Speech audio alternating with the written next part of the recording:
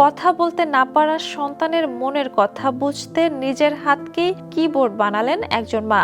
11 বছর বয়সী ছেলে হান্টার অটিস্টিক, নন ভার্বাল। দীর্ঘদিন একটি ভার্চুয়াল কমিউনিকেশন ডিভাইস ব্যবহার করে মায়ের সঙ্গে নিজের প্রয়োজন ও অনুভূতি ভাগ করে নিত সে। সন্তান কিছু বলতে না পারলেও তার অনুভূতি, চাওয়া কিংবা মনের কথা যে থেমে থাকে না, সেটি যেন নতুন করে প্রমাণ করলেন কানাডার ফ্রেডরিকটনের জেসিকা ফ্লেচার। তবে একদিন রেস্টুরেন্টে গিয়ে বিপাকে পড়ে হান্টার। হঠাৎ তার যোগাযোগের ডিভাইসটির ব্যাটারি শেষ হয়ে যায়। ছেলের কি প্রয়োজন তা বুঝতে জেসিকা কাগজে অক্ষর লিখে দেন, কিন্তু হান্টার সেই কাগজ উল্টে নিজেই একটি কিবোর্ডের মতো অক্ষর সাজিয়ে নেয়। আঙুল দিয়ে একে একে অক্ষর দেখিয়ে মাকে জানিয়ে দেয় সে কি খেতে চায়। সেই মুহূর্ত থেকে জেসিকার মাথায় আসে নতুন ভাবনা। প্রযুক্তির বিকল্প হিসেবে ছেলের জন্য সবসময় হাতের কাছে থাকা একটি যোগাযোগের মাধ্যম তৈরি করা যায় কিনা।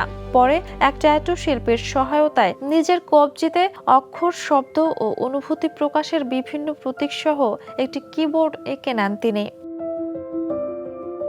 মায়ের হাতে সেই কিবোর্ড দেখে হান্টারের প্রথম টাইপ করা শব্দ ছিল মা।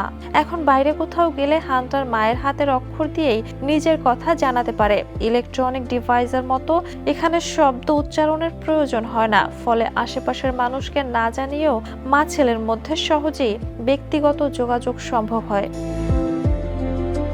গত 8 জুলাই জেসিকা ফেসবুকে হান্টারের এই কিবোর্ড ব্যবহারের একটি ভিডিও প্রকাশ করেন। এরপর সেটি সামাজিক মাধ্যমে ব্যাপকভাবে ছড়িয়ে পড়ে এবং 20 লাখের বেশি লাইক পায়।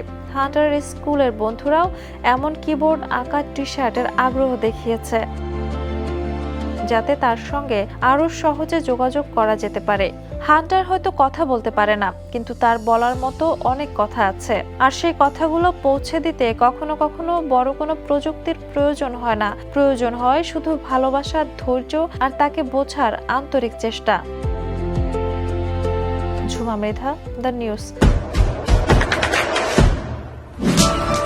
দেশে দেশে সবার সাথে, দ্য নিউজ।